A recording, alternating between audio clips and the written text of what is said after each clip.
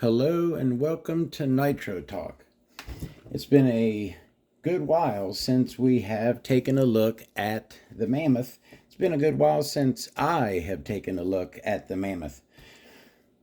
If you're into nitro engines, vehicles, anything at all to do with the nitro side of the RC hobby, I would really appreciate a like and subscribe. Thank you very, very much. So, the last time we saw the XTM Mammoth, which has been 8 months or so, I would say, ago now. I had it out filming a video and I had some sort of driveline issue. Rev, spin, but no go. I was kind of thinking about maybe doing that repair, seeing what it was and doing it in the video. But when I was pulling it out, I did a quick thing that I do to check driveline. I'll hold the center shaft for the back, and I'll kind of roll each tire, and I'll feel the diff and the wheels, see if something's going wrong, and then I'll do the same with the front. And I thought at first I had a front diff issue, but it ended up being the absolute, and this doesn't happen all the time, that never actually is how often this happens. It happened to be the absolute, I don't like that, a little loose. It happened to be the absolute best case scenario, which was simply a backed out grub screw right here coming out of the diff. And the grub screw wasn't even gone. It was still in there. I really just had to push the drive cup back up into place, clean it out, and put some Loctite on the grub screw and reinstall it. And it's looking good so far. So, should be back on the road as of now. But what I wanted to do in this video was give it a looking over, and also give a look over of the 24.7 engine, because I had, number one, I don't remember, it's been so long since I've messed with this thing. I don't remember if this engine was freshly rebuilt or if it was totally stock. I don't really, I know that the truck itself is pretty much stock. It has a replaced servo, certainly not one that I would install. This is the absolute bottom end of the high-tech line, the HS311, and I would never install it into a vehicle. I would remove one from a vehicle, but never put one in. But apparently, I'm sure if I ran it with these servos, then I tested them and they were sufficient. So servos are good. The engine, I'm going to give it a look over and see how it's looking, and the truck itself. Now, one other thing that I did notice was that I do have a pretty decently bent rear shock tower here. It's pushed in, the whole thing's pushed a bit, but a lot more on this side. I don't know how good of a view you're getting of that, but so what I do in this situation when I have a bent shock tower is I remove it and throw it away, and I order another one. No, I do not do that. I will simply bend this back into place. The bent shock tower, I'm going to give it a go over. You know, before I start messing with this, and I guess I'll go ahead and start messing with it at the same time, I got to remove this to get a good grip on this shock tower. I have to remove these body mounts. So I'm going to do that. And while we do that, let's talk a bit about the old Mammoth here. Where in the heck did my Phillip go? I could have swore I just had my Phillip screwdriver. I took my tool bag off of the table here to give a little more room because yes, this is a very large truck. All right. I love, now, yes, I've done videos on this before, and I'm sure I could go back and watch them and see exactly how I felt about this thing at the time.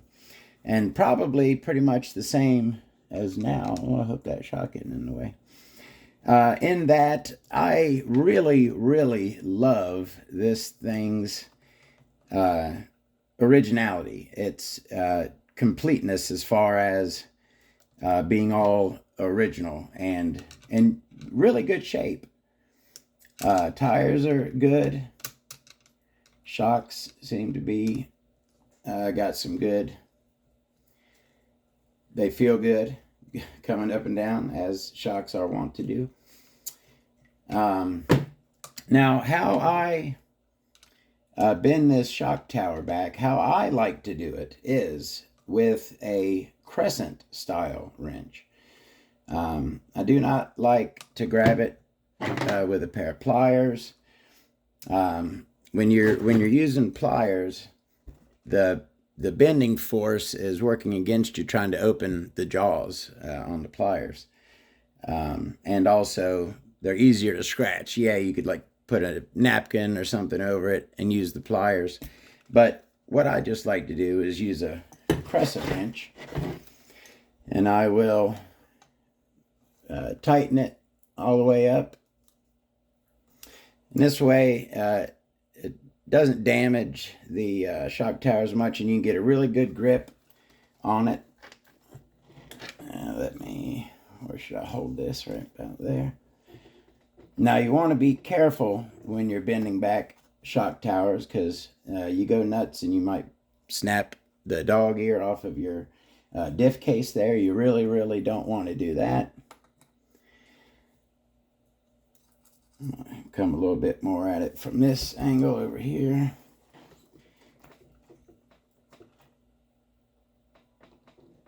Yeah.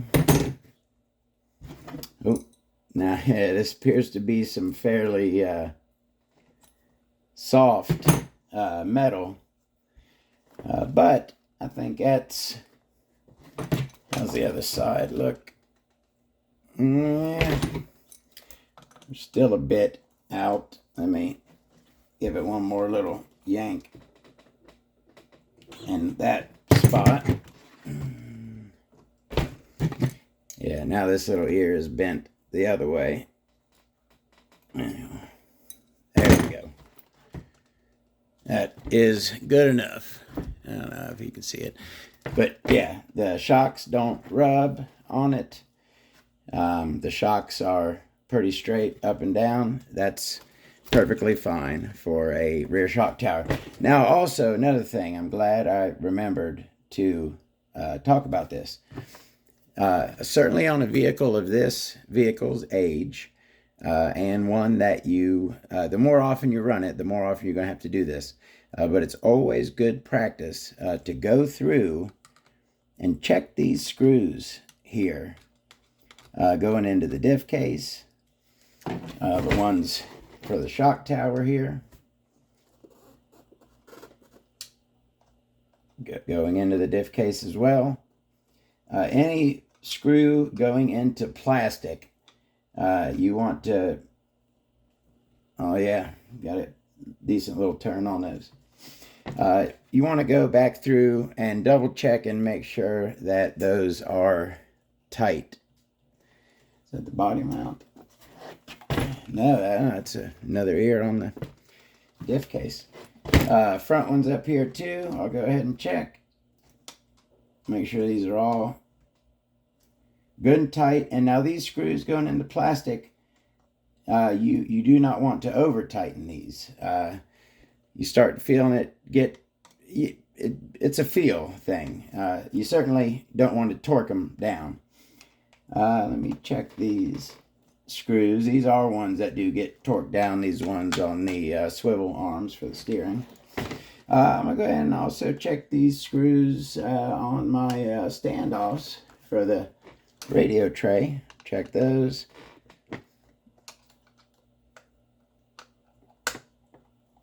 Hard to get to that one.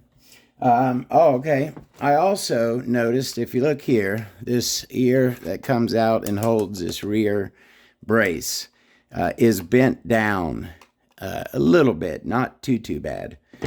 I think because if you look, this rod comes down at an angle, but you can't really put it up top because the throttle is there in the way.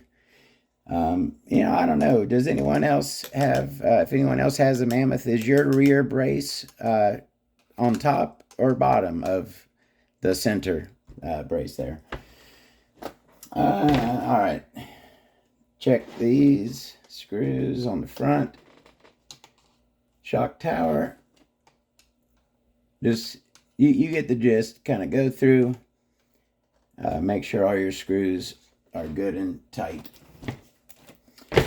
All right, let's go ahead and take a look at this XTM 24/7 engine, which I tell you what, I know I've said this before. I love the 24/7. I think it's a great engine. I certainly love this pipe here as well, which I forget what I call this pipe. The buggy, I'm pretty sure just the XTM buggy pipe, but great pipe, two-piece setup. I got the double bent header on it like I like. The double bent. All right, let's go ahead and take a look at this thing, see how it is holding up.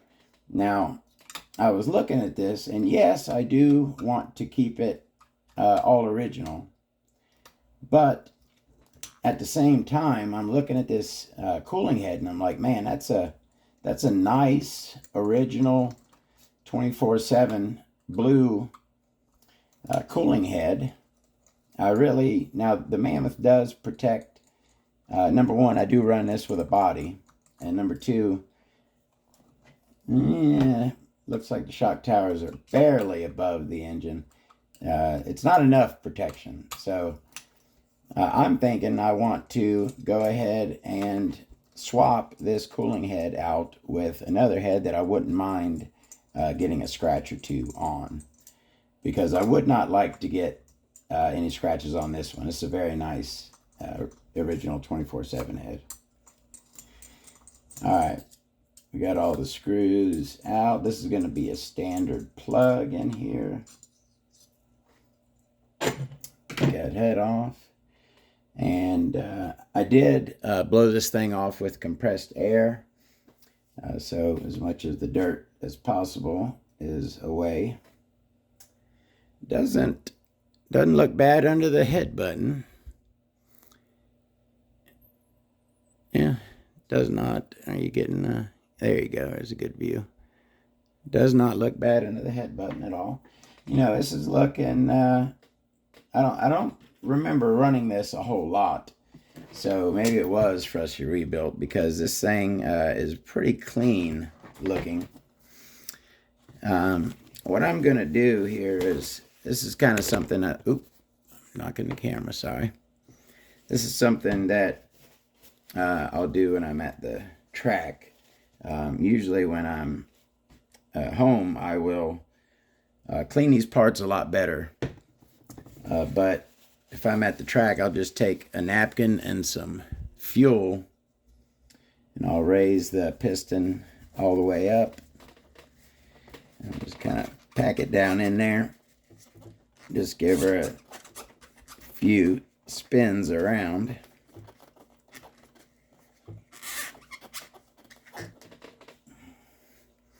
Just kind of, you know, take a little bit of what is on there off. For a little. And I also like to use my after run oil mix here. Give her a little lubricant since I have it apart. I'm going to go ahead and just give this button a wipe before I throw it back on. Make sure there's no debris or anything on it. This engine looks really good. So she should be ready for more testing. Now, in the last video I made with this, I think I got it to run decent, but I don't think I got a really good tune on it. I don't really remember. So we'll get it out and see how it's running. All right, so I believe, I'm not certain, but I believe this works B5 head, which is already pretty damaged. We'll go on here, let's see.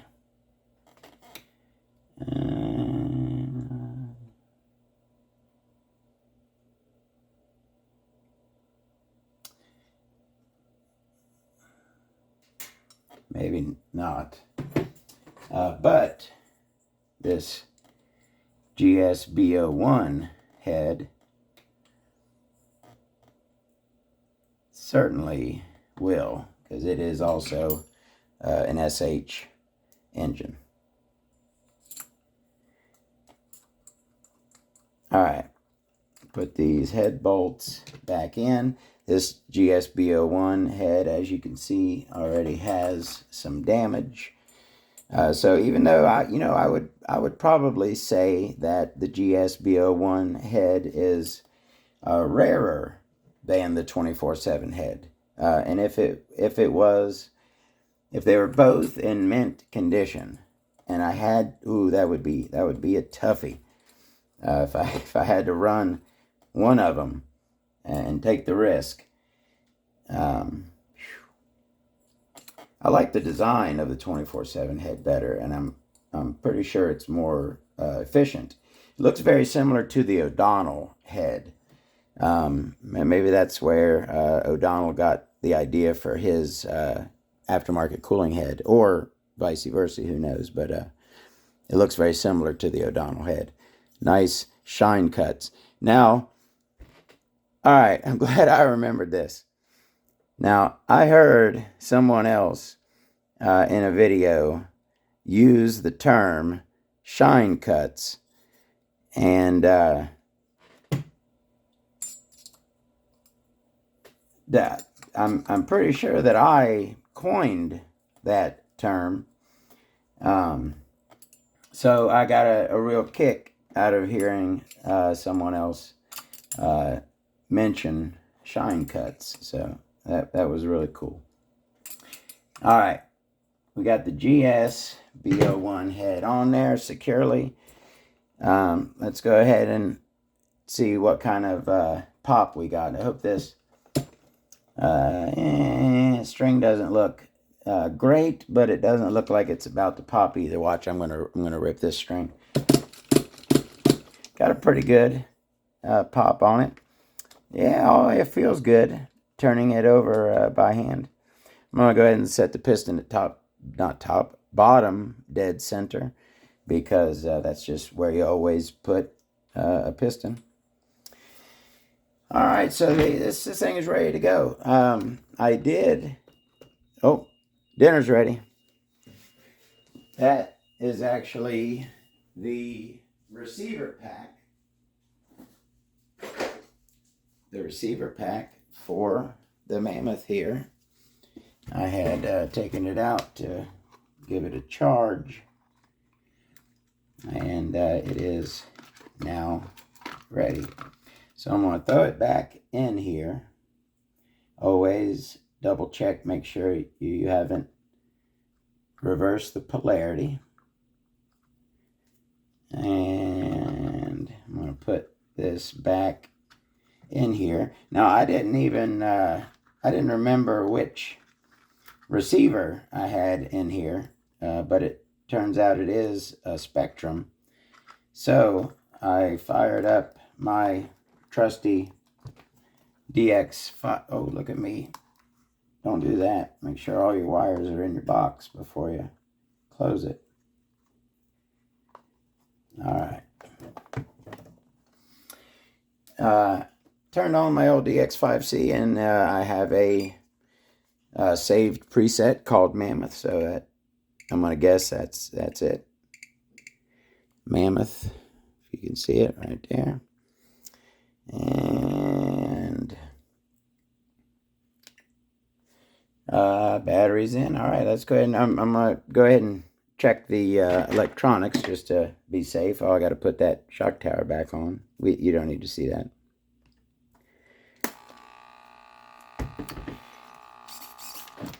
See that? It's not slow. It opens the throttle easily, and I'm guessing that it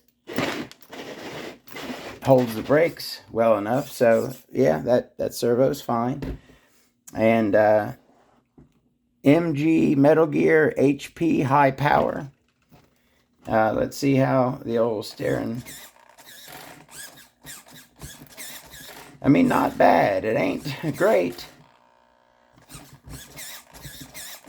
but it's serviceable. It'll do. Is it staying? It's not returning to center very well. So it'll do, but all right, that's the other thing. Let me go ahead and always shut your receiver off first. This is day one stuff, people. Transmitter, and this really doesn't, most stuff nowadays has fail safes, but you never ever not do this when it's just ingrained in you. Receiver on first. Receiver, listen to me. Transmitter on first and off last. If your truck, your vehicle, your receiver is turned on, your transmitter should be on already. So transmitter on first, off last. All right. All right. So real quick before I guess I can go ahead and throw that rear mount back on, and we could throw the body on here because I do have one more little thing I wanted to talk about. Should I? Here's the question. What's the opinions of y'all? Should I run this thing exactly as is, or I can't go down too far with these, or they'll hit the shock. Should I run this completely as is, which it will run just fine, and you could have lots of fun with this just as it is? Or should I upgrade the servos? Am I going the right way? Was it around? No, I unscrewed it from, I almost put those on the wrong side. I unscrewed it from the rear, so they go on this side. Oh, so that means I can drop it down more. Yeah, I can be dumb sometimes. All right, so run it as is, or put a nice, strong steering servo in there. Maybe a stronger, faster throttle servo. Should I throw a bigger, badder engine into it? Where should I go with it? All original, or upgrade to the max, or here I'm rambling. But let me go ahead and throw this screw in here. I know there's another pair, one more for each side, but I'm just going to do one right this second so we can throw the body on. And then I'm not going to forget. You know what? I just proved how dumb I can be, so let me go ahead and throw them in. It ain't going to take but a second. And then we can throw the body on here, and we can sign off on this video. The Mammoth videos I've done before, I think, were pretty popular. There seems to be a lot of interest in it. It's an awesome truck. It's certainly a throwback. What else? Yeah. What else should or can I say about it? I like that pipe on it. Oh, that's another thing. I could swap the pipe out, test that. All right. our body mounts are on. I've got two different bodies for this. I've got the purple and red, and that one has the stickers on it. And the blue and red without stickers. I think the stickered body looks better. So let's throw that on. Try to find the hole like always. There we go. And let's see. Those rear mounts weren't lining up very well because that rear shock tower was bent. Where are my body clips for this thing? Here we go.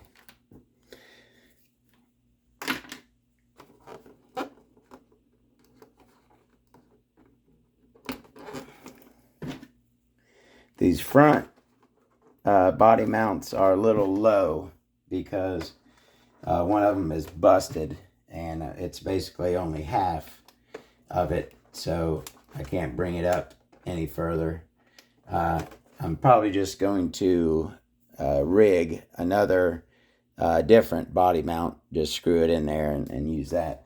But for now, she's got a body mounted on her, ready to run, ready to test, ready to have some more nitro fun with the XTM Mammoth. Another video on the Mammoth, some more running footage. I'm going to take it to the track. You know what? It is Saturday. I'm going to take it to the track tomorrow.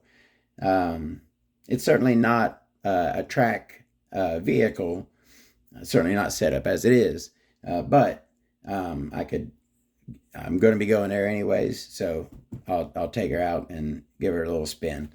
See y'all later. Have a great day. Thank you very much.